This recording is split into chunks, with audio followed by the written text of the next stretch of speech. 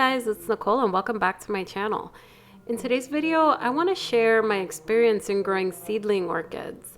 Now I got these orchids from all places, Amazon. I got it from a vendor called Angel's Orchids, and they had a special of different seedlings. It was a mixed bag of them, and you can get them pretty cheap. So I picked them up. They had sent me Cattleyas, dendrobiums, and I also have a Vanda and a Phalaenopsis, which I'll share with you guys later.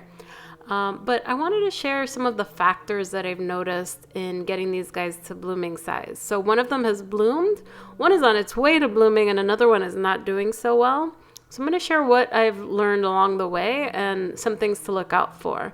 So let's go back to when I first got these guys earlier on in 2020. So I got these about like June or July 2020, and I transitioned them to semi-hydro. So as you can see, they're pretty small. This dendrobium, this is the one that bloomed. It had 3 canes on it, and it was pretty tiny. Then this Cattleya was especially tiny, but it was off to a good start because it had a nice root system, which I'll show you soon. And then that last dendrobium was a little small and flimsy, but I was just transitioning them. They had some new roots, so I wanted to see how it'll go. So this is the orchid that bloomed. As you can see, it's got some really old, like not so healthy roots, and it has a new root up top. So I cut out the old roots from the root system and then went ahead and transitioned it over into semi-hydro. You can sort of tell if a root isn't healthy, if it's squishy or the velamen comes off if you pull it off. This one had some really old ones in the first bulb that it had, but as you can see, it's very young and sort of, I knew it was going to take some time to get bigger, but it had 3 growths, and then it had, I left some of the other roots that were a little questionable just to anchor it up in the semi-hydro pots, but other than that, I potted it up into leca, and to my surprise, it did pretty well. So when you have an orchid that's a seedling, sometimes it's helpful to get a few of them because some of them are less vigorous than others. This one turned out to be very vigorous, and you could sort of tell when you pot something up if the roots are growing, they start to hold on to the media and they don't wiggle as much. This one I noticed was not wiggling, and it adapted pretty quickly, which was a good sign. Something else to look out for is pests. So when you see a seedling that just keeps attracting pests, that's also a sign that it's not very vigorous. It's not as strong as another orchid. Now, you don't have to throw it away, but if you're constantly treating it, it just shows that it may not be as strong as some other orchids. This is the orchid back in September when I did the update. As you can see, every single growth is larger than the last, and that's a good sign that you're growing it well. And this growth pushed out as I was about to repot it, actually, and then I started noticing a spike come out. This orchid has 5 growths, and I know it's growing well because every growth is coming out larger than the last. So this is a sympodial orchid, which means that it has multiple growths. So unlike, say, like a Phalaenopsis orchid, you're looking at the additional canes to be larger than the previous cane. If you see a cane that's smaller than the previous cane, that doesn't mean that there's necessarily an issue. It could be that it's adapting to your environment, but generally you want to see subsequent canes that are taller than the last. Seeing canes that are larger than the last means that the orchid is happy. So what I personally do growing indoors is I make sure that I feed my orchids properly. So I give them MSU fertilizer, which includes nitrogen, potassium, and phosphorus, and it also includes calcium and magnesium and other smaller trace elements. So a lot of the commercial fertilizers that you get in your big box stores don't have any calcium and magnesium, so that can cause deficiencies in orchids. So that's something to keep in mind when you're growing. It's worth supplementing with CalMag if you can't get your hands on MSU fertilizer. So let's fast forward 1.5 years after getting the seedling. It finally bloomed. I was so happy to see the spike, and this orchid surprised me because it was fragrant. I spotlighted this in my winter bloom update, and I spoke about its wonderful lilac fragrance. So I've never had a den fowl that had fragrance like that before, but I knew that it was going to bloom because it just kept growing very vigorously. The new growths kept coming in, so it was a nice surprise.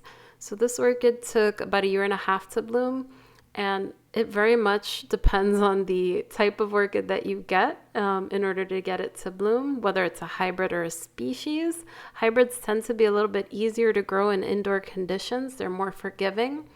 But species, on the other hand, you need conditions closer to how they grow in the wild typically in order to grow them with success. So species seedlings can be a little bit more tricky.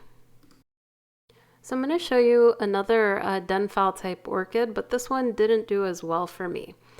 This one, the root system wasn't so great when I received it, but it did have a couple of new roots. So I went ahead and transitioned it to semi-hydro anyway.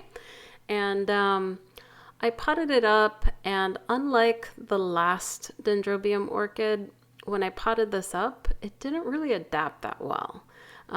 I trimmed all of the dead roots. I'd say that they were pretty close in comparison, the Dendrobium before and this one, in that it had about 3 or 4 brand new roots pushing out.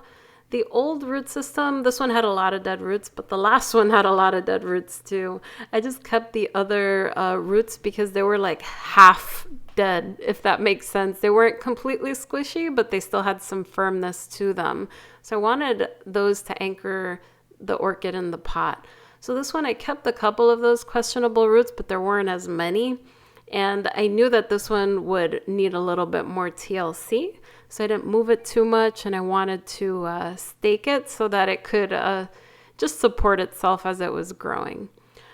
I treated this orchid the same exact way. It's a Dendrobium phalaenopsis type, just like the last Dendrobium. It got the same sort of fertilizer feeding that the other orchid got. It got the same amount of light, but I found that it was way less vigorous. So it took almost 6 months for this to push out a root system that was large enough to hold this orchid up in its pot. And it just kept getting attacked by spider mites. So that was another sign that this orchid was weaker. So this is what this orchid looks like back in September. I'm going to do a comparison from last week so you guys could see this Dendrobium compared to the last Dendrobium.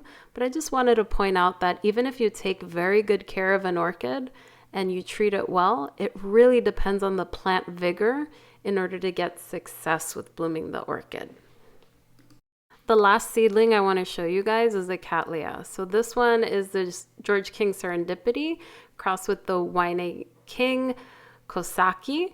And this one had an excellent root system. As you can see, it's quite tiny, and I think it's actually 2 plants, but I don't want to untangle those roots at that point. I just wanted to get them potted up and nicely situated in its new semi-hydro setup, and it's been growing really, really well. Now, Cattleyas do take longer than Dendrobiums, in my opinion, to bloom, and it's pretty common to get seedlings, and they'll be 3 to 4 years from blooming. Again, there's so much variation. It really depends on the size of the orchid when you get it. But I'd estimate that this orchid is 3 to 4 years from blooming. And this is the footage from when I repotted it in the summer of 2020. So a long way to go. It really, really depends on the size of the orchid to begin with. But most seedlings out there, you'll see them and they'll say near blooming size, and then you still have to wait 2, 3, even 4 years. This one has grown nicely. This is the update in September. It did have a little deformed growth that came in outside of a sheath, but so far so good. I've been feeding it similar to the Dendrobiums. It's getting plenty of bright light, and fast forward to last week, it's pushing out another growth. Now you'll notice there's a little bit of purple here, and that's just due to the anthocyanin. It's getting plenty of light. So think of it like a suntan for your orchid. It's just making a reaction to the light. And that's totally fine, provided you're not seeing any like black spots that seem to scorch or burn the leaves. It did have a little fungal infection when I got it, so I cut it off and I treated it with Physan, but otherwise it's growing really, really nicely. So I think at this point, this orchid is probably 2 years from blooming. We'll see how long it takes, but it is so far very happy. And as I mentioned, when you're growing a sympodial orchid, you want to see growths, the new growths be larger than the old growths. And then this also translates to oncidium orchids as well. You want to see bulbs that are larger than previous bulbs. You can see here that we also have a new growth coming in. I don't think that growth is going to be blooming size at all, but maybe in the next 3 to 4 growths, we might see a bloom. We'll see. I'll keep you guys posted. Back to the sympodial orchid versus monopodial orchids. Monopodial orchids are a type of orchid with one structure, and those you could judge by the size of their leaves. You want to see leaves that are larger than the previous leaf or the same size as the previous leaf, and that can tell you if you're being successful. Now, let's go back to that dendrobium that I'm having trouble with. So this is what it looks like now. It's still not very vigorous. It's had so many pests. I've treated it the same way as I've treated the other orchids. It's getting the same conditions. It's still not very established in its pot. I do have success with semi-hydro with dendrobium, so I don't think it's my conditions, but you can see that the leaves are scarred from so many pests that it's had. It's also had little fungal infections here and there, but I just want to point out that even if you care for an orchid very well, it goes back to the plant vigor. So if you have an orchid to begin with that isn't very healthy, you may not have success with the orchid, and that's totally okay. So if you really have your heart set on an orchid, I say get a couple of seedlings if you want to grow them, just to see how it goes, because it can be tricky and you might not get the strongest of the bunch. So think about it as when you get a very vigorous orchid, you're getting a really strong one. It's going to push out a good root system. It's going to not have as many pests as a less vigorous orchid, and it tends to grow much faster. But you'll see we haven't really made progress with this orchid, and it got the same exact treatment. So when we look at these orchids side by side, they started out pretty similarly, with the exception of the root system maybe being a little bit smaller on the other orchid.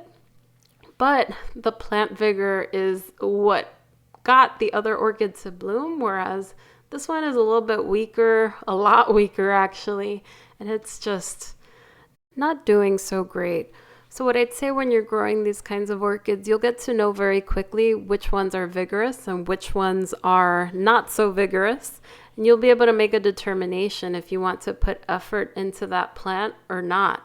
And I think in the case of this dendrobium, I'm holding on to it to see if it pulls through, but I'm most likely just going to get rid of this from my collection because it's not thriving, it's not happy, and it keeps bringing pests into the collection. Anyway, guys, thank you so much for watching. If you like this video, don't forget to give it a thumbs up and subscribe for more orchid content. Talk soon, everyone. Bye.